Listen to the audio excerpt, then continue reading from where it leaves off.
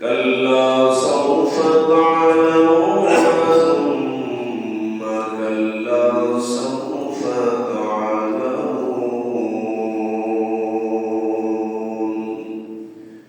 كلا لو تعلمون علم اليقين لترون الجحيم ثم لترونها عين اليقين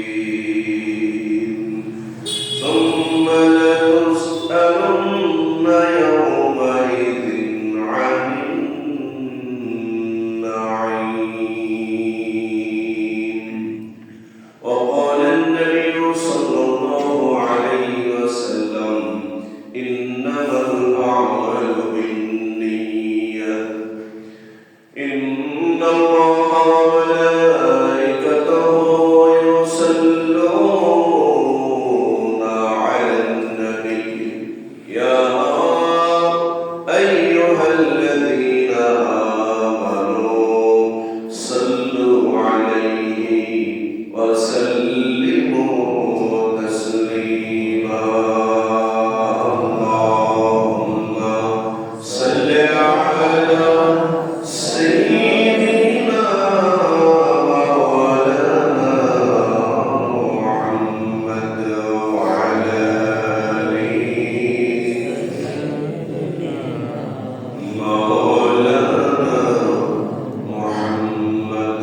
اللهم صل على سيدنا مولانا محمد وعلى آله سيدنا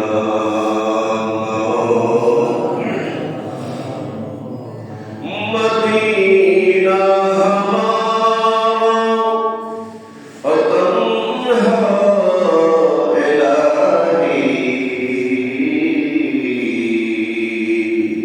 مدينة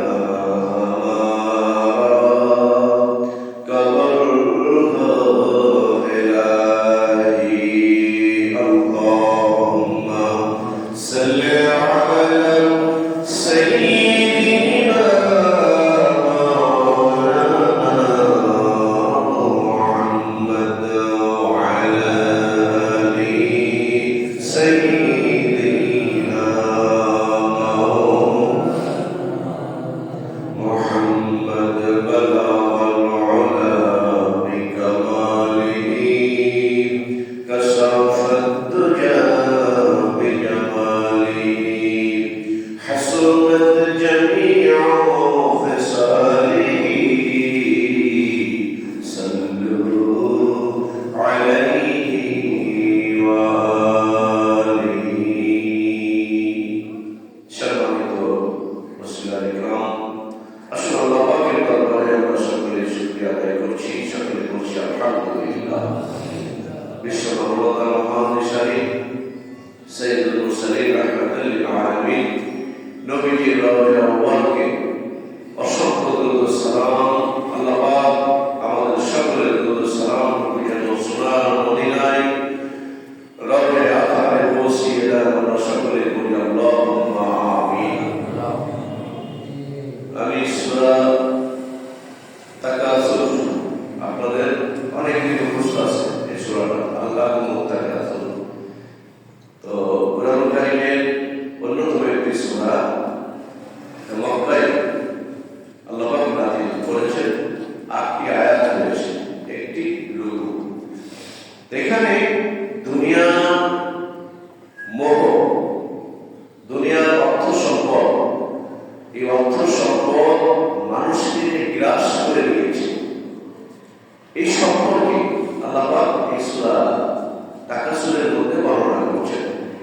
তো এই অল্প সময়ের মধ্যে এই আয়াতকে সামনে রেখে একটি কথা বলার চেষ্টা করছি ইনশাআল্লাহ। আমরা আগে অর্থগুলো একটু শুনি। আল্লাহ রাব্বুল আলামিন এই সূরার মধ্যে, কারণ এই সূরা অনেক মুখস্থ আমাদের আছে না, অথবা ইমাম সাহেবেরা বিশেষ করে মাগরিবের নামাজে অনেক ইমাম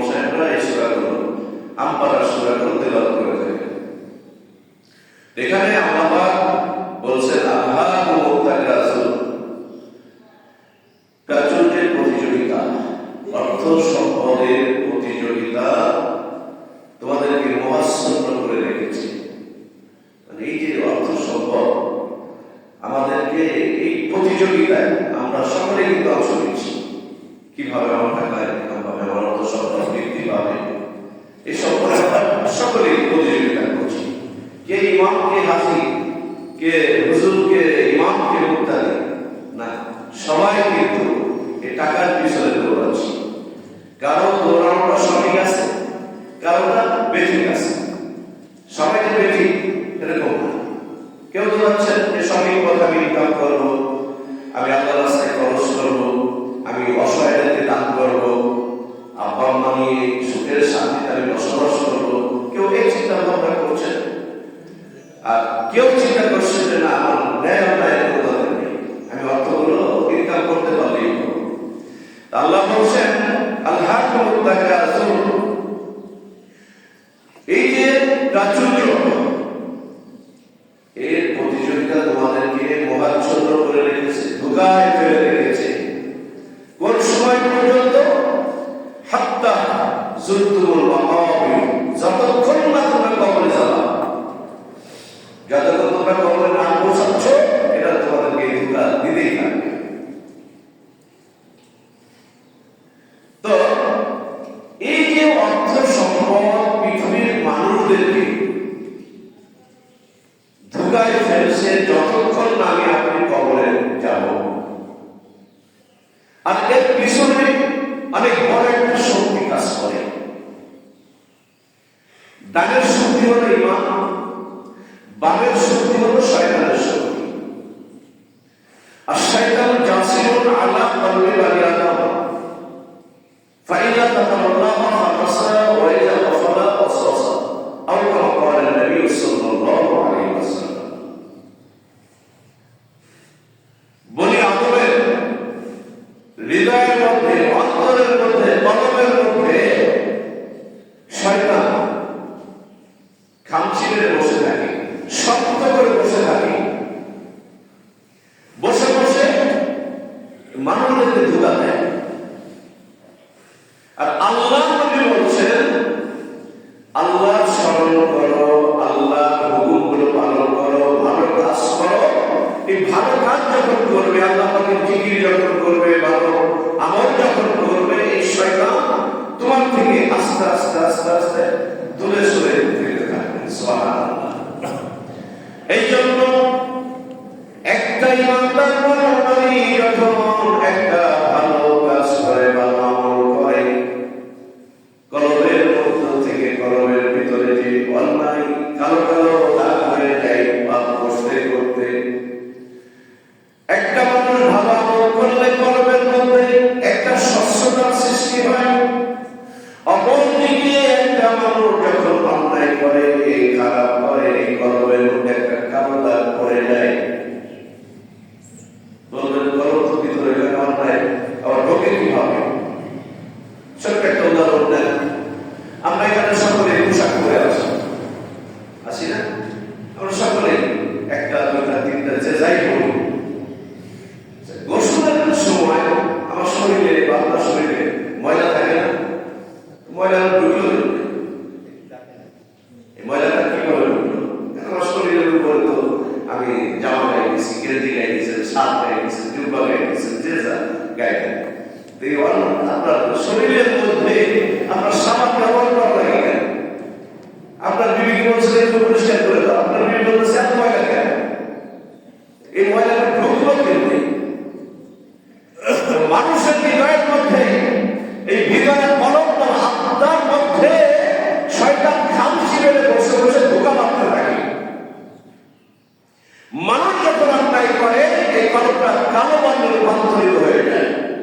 মানুষ যখন ভালো আমল করে, এই কালোর উপরে ভালো একটা দাগ করে, এই কালোটা দূরে সরে যায়।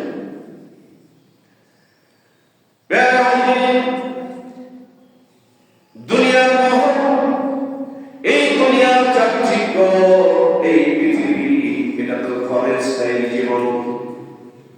এই সুন্দর পৃথিবী হলো চাকচিক্যময়। একটা বৃদ্ধ অথবা একটা বৃদ্ধা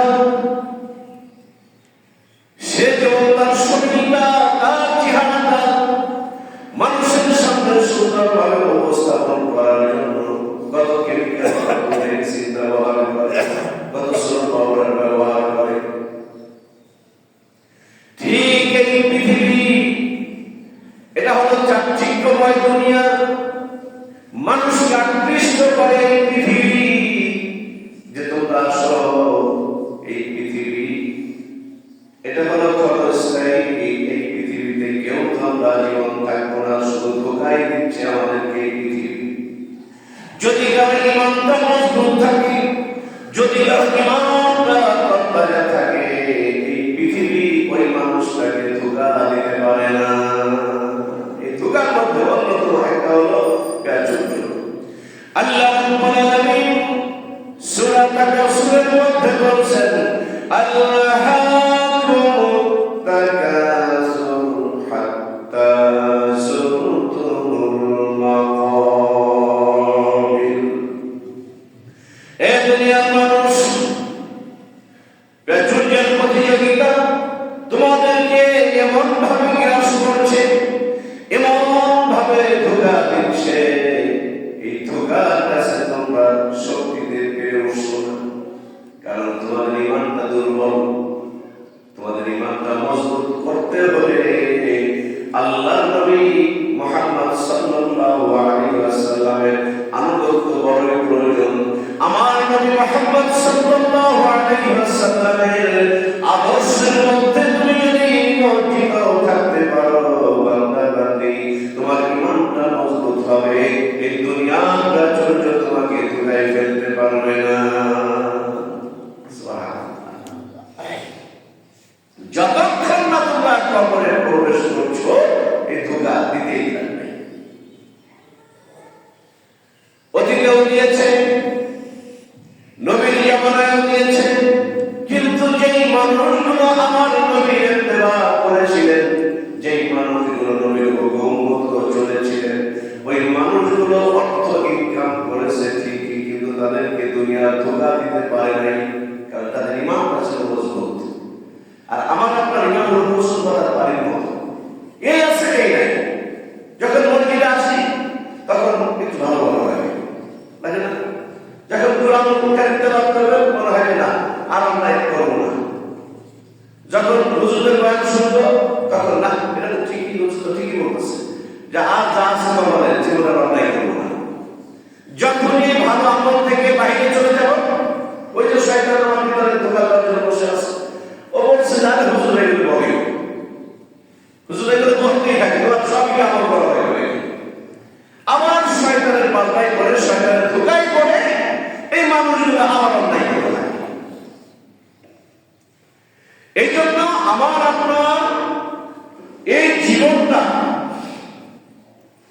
ইমান বড় মহান একটা দৌলত। ইমান অনেক বড় একটা দামি বস্তু, অনেক দামি একটা বস্তু ইমান। আর এই ইমানটা মজবুত হবে দুনিয়াতে, ইমানটা মজবুত হবে যত বেশি, আখিরাতের ময়দানে এই মানুষটা আল্লাহর কাছ থেকে ছাড় পাবে তত দ্রুত। সুবহানাল্লাহ। কারণ ইমান কি? আমানতু বিল্লাহি ওয়া মালাইকাতিহি ওয়া কুতুবিহি ওয়া রুসুলিহি ওয়াল ইয়াউমিল আখির ওয়াল কদরি খাইরিহি ওয়া শাররিহি মিনাল্লাহি তাআলা ওয়াল বা'সি বা'দাল মাউত। এই যে সাতটি মৌলিক ভিত্তি, মূল যে কথাগুলো আমি আপনি করে নিয়েছি, যার কারণে এই ঈমানের দাম আমার আল্লাহর কাছে অনেক বেশি। হযরত ইব্রাহিম নবীকে নমরুদ আগুনে ফেলতে গিয়েছিল, প্রাথমিক অবস্থায় ফেলতে পারে না, তখন শয়তান ধোঁকা দিল। এই শয়তান এখন না, শুধু নবীদের সময়ও ছিল। এই শয়তান নমরুদকে ধোঁকা দিল, যেখানে এমনি এমনি একে আগুনের মধ্যে ফেলানো যাবে না, নর্তকী সেট করো। 31st নাইটে অনেক জায়গায় নর্তকী নাচ নাই, কি বলেন, অনেকখানে নাচ গানে বরফ করে দিয়েছে। 24 সাল বিদায় দিয়ে 25 সালকে নাচ গানের মাধ্যমে বরফ করছে। একটা বছর বিদায় হলো আমার আপনার জীবন থেকে, আর একটা বছর যুক্ত হলো। আমার জীবন থেকে একটা বছর চলে গেল, দুঃখ করার দরকার না হাসি তামাশা করার দরকার? আপনাদের কি মনে হয়? দুঃখ করার দরকার। আর আমার উপর সরকারেরা কি করলো? নাচ গানের মাধ্যমে আনন্দ ফুর্তি করে 24কে বিদায় দিয়ে 25কে বরণ করে নিল। একজন ইমানদার তার চিন্তা হওয়ার দরকার এবং যে আল্লাহ 1 বছর চলে গেছে আমার জীবন থেকে, জানি না কতটুকু ভালো আমল আমি করতে পারছি, আল্লাহ আরেকটা বছর যুক্ত করছো, তুমি দয়া করে আমার নেক ব্যয় করায়। একজন ইমানদার এরকম চিন্তা ভাবনা করার দরকার ছিল। ওইটা শয়তান ইব্রাহিম নবীর সময় ধোঁকা দেয়, ডাক্তার বলছে এমনি এমনি পারবা না, কারণ আল্লাহ নবীদের ইমাম গোসল পাতার পানির মতো না।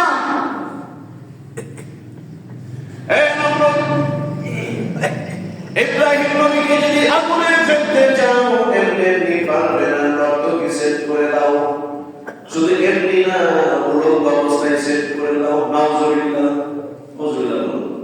নাউজুবিল্লাহ, উলঙ্গ অবস্থায় রক্তকে সেট করে দাও, আর যেখানে নাজগান বদ্ধ যন্ত্র হয় ওইখানে আল্লাহ রহমত নাজিল হয় না।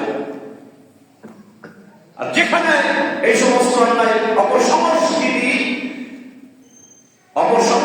যেখানে বিরাজ করে আল্লাহ রহমতের ফেরেশতা সেখানে থাকে না। আর যেখানে কোরআন হাদিসের আলাপ আলোচনা হয়, আল্লাহ বলেন জিকির হয়, এরপরে আল্লাহর নবীর সম্মান আলাপ আলোচনা করা হয়, আল্লাহর কথাগুলো বলা হয়, ওইখানে রহমতের ফেরেশতা আসে। সুবহানাল্লাহ। তো শয়তান বলতে এখানে অন্যায় কাজ করে দাও, দেখবে অটোমেটিক রহমতের ফেরেশতা চলে যাবে, ইব্রাহিমের চরকিটা আগুনের ভিতরে পড়ে যাবে। তাই করা হলো। এবার ইব্রাহিম নবীর পিতা, আমরা যাকে আজর বলে জানি, একজন মূর্তি পূজা, মূর্তি বানাই। তো ইব্রাহিম নবীর পিতাও যে আগুনের মধ্যে সন্তানকে ফেলার জন্য চরকির নিচে যা ধরছে, তখন ইব্রাহিম নবী একটু আফসোস করেছিলেন। আগুনের ভিতরে পড়ছি এই আফসোস না, আফসোস করেছিলেন এটা আল্লাহ দুনিয়াতে সন্তান যখন বিপদে পড়ে যায় আগে তার বাবা অথবা মা এগিয়ে আসে। কথা ঠিক কিনা? সন্তান যাতে খারাপ, একটা সন্তান চোর, একটা সন্তান ডাকাত, একটা সন্তান ছিনতাইকারী, কিন্তু বাজারে ধরা পড়ছে, কেউ আসবে না তাকে বাঁচানোর জন্য। বাবা মা লজ্জা সরব ত্যাগ করে যায় আমার সন্তান, এসে হাতে পায়ে ধরে, যারা প্রতিনিধি থাকে তাদেরকে হাতে পায়ে ধরে আমার সন্তানকে এবারে মাফ করো, নিয়ে যায়। আল্লাহ নবী হযরত ইব্রাহিম খলিল মুসলিম জাতি পিতা যিনি মিল্লাতা আবিকুম ইব্রাহিম, ডাক দিয়ে বলছে রব্বুল আলামিন, আজকে আমি সন্তান, আমাকে নম্র বাহিনী আগুনের মধ্যে ফেলে দিবে, আমার কোনো আফসোস নাই, কারণ দিনের সাথে এটা আমি আগুনের মধ্যে পড়বো, আমার কোনো দুঃখ নাই, আমার বিন্দুমাত্র কোনো কষ্ট নাই। আল্লাহ আমার কষ্ট হলো ওখানেই, আজকে আমার পিতা আমার পক্ষে না এসে আমার বিপক্ষে নম্রদের পক্ষে অবস্থান করছে, এটাই হলো আমার জীবনের বড় দুঃখ। আমি তো দাওয়াত দিয়ে তাকে হেদায়েতের পথে আনতে পারবো। আল্লাহ বলেন ইব্রাহিম, আমি হেদায়েতের এই ক্ষমতা পৃথিবীর কোন মানুষের হাতে দেই নাই, এর কলকবজা সব আমি আল্লাহর হাতে রেখে দিয়েছি। সুবহানাল্লাহ। তুমি শুধু চেষ্টা করো, আমি আল্লাহ যাকে খুশি তাকেই শুধু হেদায়েত দান করব, আমি শুধু তাকেই হেদায়েত দান করব। আল্লাহ নবী তার চাচা আবু তালেবকে কানে কানে বলেছিলেন, চাচা মৃত্যুর সময় কেউ শুনবে না আমার কানে, শুধু বলো লা ইলাহা ইল্লাল্লাহ মুহাম্মাদুর রাসূলুল্লাহ, আমার কানে কথা বলো, হাসরের ময়দানে আমি আল্লাহর কাছে সাফায়াত করব। আবু তালেব বলেছিলেন, আরে ভাতিজা, আমি আমার কওমের সঙ্গে, আমি আমার গোষ্ঠীর সঙ্গে 2 নম্বরই করতে পারবো না। নাউজুবিল্লাহ। এটা বলে 2 নম্বর, কবরে তো থাকা লাগবে। ইব্রাহিম নবী বলছেন, আল্লাহ আমার কোনো দুঃখ নেই, তুমি যদি রাজি খুশি থাকো প্রভু, আমার কোনো কষ্ট হবে না। এবার দুনিয়ার জিন্দেগিতে দেখা গেল নম্র দেখতেছে, ইব্রাহিম নবী আগুনের মধ্যে পড়ে সাক্ষাৎ হয়ে গেছে। এটা এই নমরুদ দেখে, নমরুদের একটা ঘটনা উপর থেকে লক্ষ্য করে দেখে ইব্রাহিম নবী ফুল বাগিচার মধ্যে ঘোরাঘুরি করে। এই ক্ষমতা কার হাতে? বলুন কার হাতে? নমরুদের কন্যা ডাকতে বলে, বাবা ইব্রাহিম খলিলকে কি করছো? কেন তা করে ঘুরে শেষ হয়ে গেছে। বাবা তোমার চোখ নাই তাই তুমি দেখো না, আমার চোখ দিয়ে আমি দেখি ইব্রাহিম খলিল আগুনে পড়ে নাই, আল্লাহ নবী জিন্দা অবস্থায় ফুল বাগিচার মধ্যে ঘোরাঘুরি করে। এই পৃথিবীর প্রাচুর্য আল্লাহুম্মা তাকাসুর হাত্তা যুরতুমুল মাকাবির, তোমাকে মহাচ্ছন্ন করে রেখেছে। যাদের ঈমানটা সবল তাদেরকে কখনোই পৃথিবীর এই ধোঁকা নামক এই পৃথিবীটা তাকে কখনোই গ্রাস করতে পারে না। সম্মানিত হাজিরিন, বললেন যে তাহলে কি আমরা অর্থ সম্পদ ইনকাম করবো না? অবশ্যই ইনকাম করবো। আমি মাঝে মাঝে বলি, আপনি কোটি টাকা ইনকাম করেন, ইসলাম বাধা দেয় নাই, ইসলাম বাধা প্রদান করে নাই। কারণ ইসলাম জিন্দার জন্য, ইসলাম বিজয়ের জন্য অর্থ সম্পদের দরকার আছে।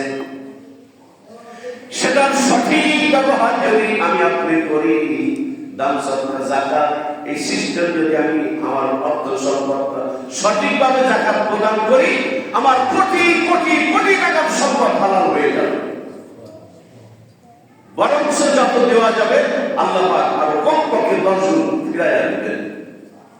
আজকে দেখেন ইসলামী যে কান্ট্রিগুলো রয়েছে, সৌদি বলেন, কুয়েত বলেন, ইরাক বলেন, ইরান বলেন, তারা তো ধনী গেল।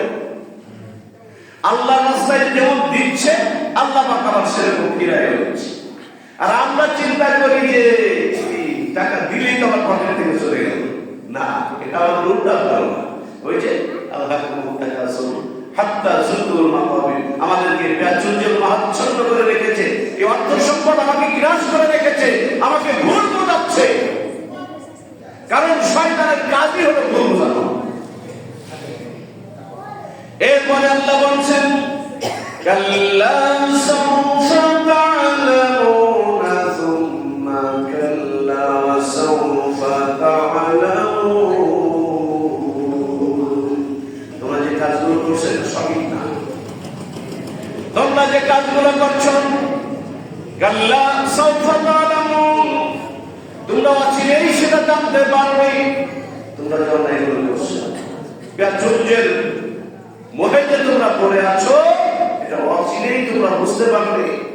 এখন আমি আপনি বুঝতে পারছি না। সুম্মা কাল্লা সাউফা তা'লামুন, আল্লাহ আবারও বলছেন যে তোমরা যেটা করছো সেটা সঠিক করছো না, সেটা ঠিক না। তোমরা সেটা আবারও অচিরেই তোমরা সেটা অনুধাবন করতে পারবে, তোমরা সেটা বুঝতে পারবে। সম্মানিত বন্ধুগণ, হযরত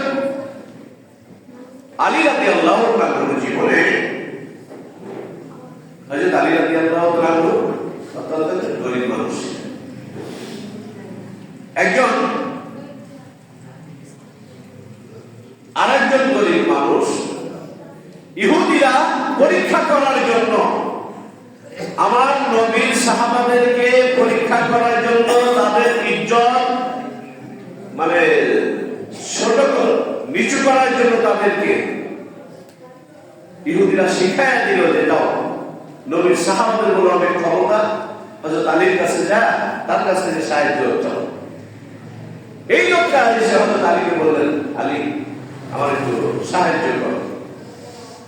হযরত আলী বলছেন, আমি তো গরিব মানুষ, সাহায্য করার মতো তো আমার কাছে কিছুই নাই। তো বলছে, কিসের মুসলমান তোমরা? একজন অসহায়কে সাহায্য করতে পারো না, কি কালেমার দাওয়াত তোমরা দাও? এই নাকি নবী মুহাম্মদের আদর্শ? এইভাবে ব্যঙ্গচিত্র করলে হযরত আলী ঈমানের জজ্বায় বললেন, আসো আমার কাছে, হাতটা মুঠ করো। হাত মুঠ করলেন, বিসমিল্লাহ বলে একটা ফু দিলেন, খোলো। খুলে দেখে হাতের মধ্যে একটা হীরার টুকরা। সুবহানাল্লাহ বলেন, একটা হীরার টুকরা। ওই লোকটা একটা দৌড় দিয়ে আবু জাহেলের কাছে দিয়ে বলছে যে তুমি কি কইলা হইল? তুমি তো হযরত আলীকে ছোট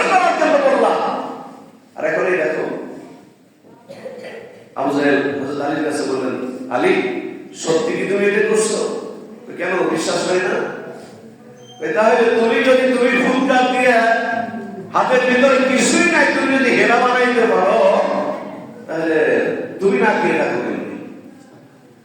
হযরত আলী বললেন যে এটা আমার কাজ না, তুমি নবী মুহাম্মদ সাল্লাল্লাহু আলাইহি ওয়াসাল্লামকে ছোট করার জন্য একটা পরীক্ষা করছিলে, আর আমি ঈমানের জজ্বায় এই কাজটা করেছিলাম যে আমার নবীকে যেন আবু জাহেল ছোট করতে না পারে।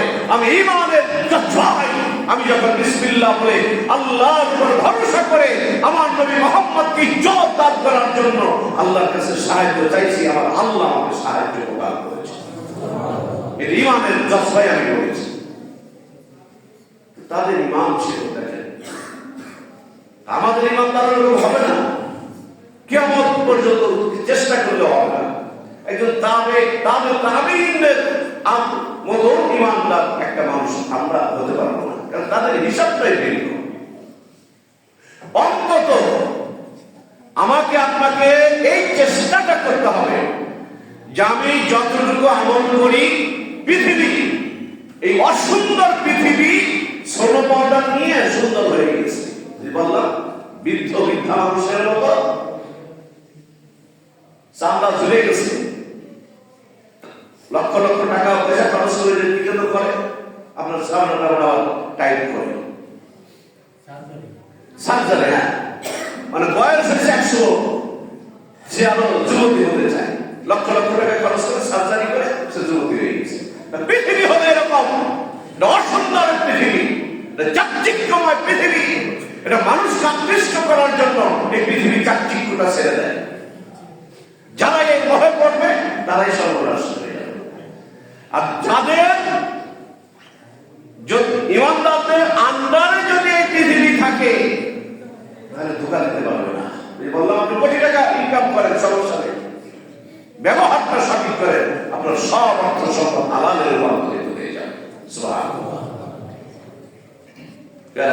এই জন্য আসুন এই চাকচিক্যময় পৃথিবীটাকে আমাদেরকে যেন গ্রাস করতে না পারে, বরং আমরা যেমন বলবো পৃথিবীর সাথে চলবে।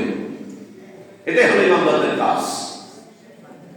আমরা তো সময় পেলে নামাজ পড়ি, কি বলেন? কাজের ফাঁকে ফাঁকে সময় পেলে নামাজ পড়ি না। ঈমানদার হলো নামাজের ফাঁকে ফাঁকে কাজ করবে। আমাদের বুঝটাই তো উল্টা, কি বলেন? আমাদের বুঝটাই উল্টা। নামাজ পড়া হয়, হ্যাঁ মাঝে মাঝে ওই কাজের ফাঁকে ফাঁকে সময় পেলে পড়ি। অথচ একজন ঈমানদারের এই কথা হবে না।